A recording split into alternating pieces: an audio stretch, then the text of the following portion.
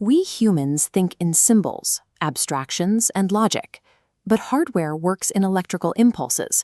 There is a deep structural gap between how we formulate ideas and how a machine physically carries them out.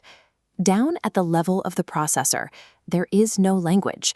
There is only voltage, switches flipped on or off, registering as ones and zeros. It is a massive communication barrier. In the late 1940s, crossing that barrier was a grueling manual process. Programmers had to translate their own logic into numeric machine codes, plotting out specific memory addresses by hand.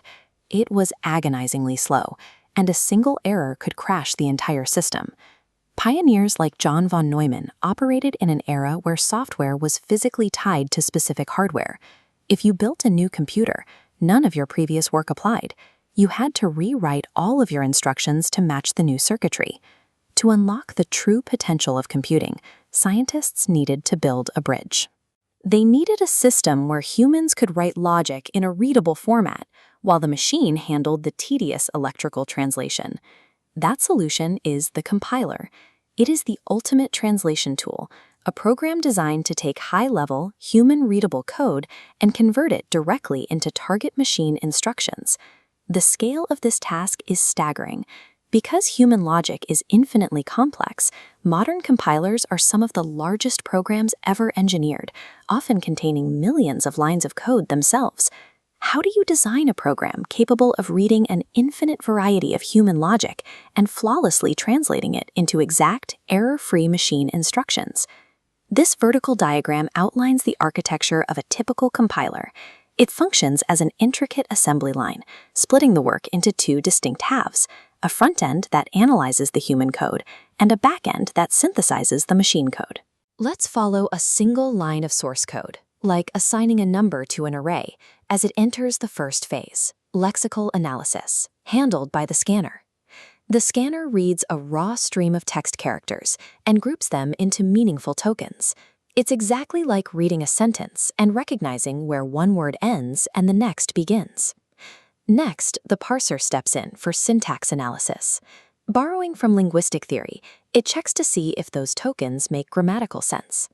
It organizes the flat text into a hierarchical map called a syntax tree, branching downward from an operation to its specific values. The final step in the front end is semantic analysis. Using a data grid called a symbol table to track variables, the compiler checks for logical consistency.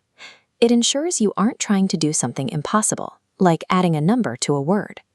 At this point, the front end has successfully proven that the human code is completely valid and logical. But it still hasn't generated a single machine instruction. Returning to our flowchart, we hit the central pivot point. The validated syntax tree is converted into intermediate representation. This acts as a universal bridge language, sitting exactly halfway between human logic and hardware execution. This brings us to the back end, specifically the code optimizer. This is the stage where the compiler transitions from simply mapping instructions to actively reconstructing the logic for speed. The optimizer ruthlessly dissects intermediate logic. It finds mathematical shortcuts, strips out redundant variables, and reorders operations to ensure the program runs at maximum speed. It must do all of this under one ironclad constraint.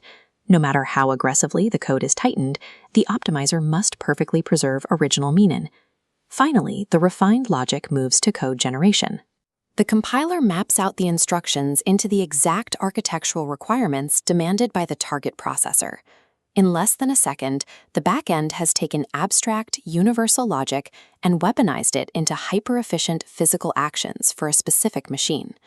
Because compilers shoulder the entire burden of this translation, modern developers can write an app once in a human-friendly language and simply compile it for different devices. The advanced linguistic and structural techniques pioneered for compilers are now used across the industry, from designing new computer hardware architectures to scanning existing software for security vulnerabilities. Compilers are incredibly complex programs whose sole purpose is to build other programs. By automating the conversion of complex human ideas into hyper-efficient machine actions, compilers allow software to function independently of the hardware it runs on. They remain the essential, often unnoticed, bridge that makes modern engineering possible.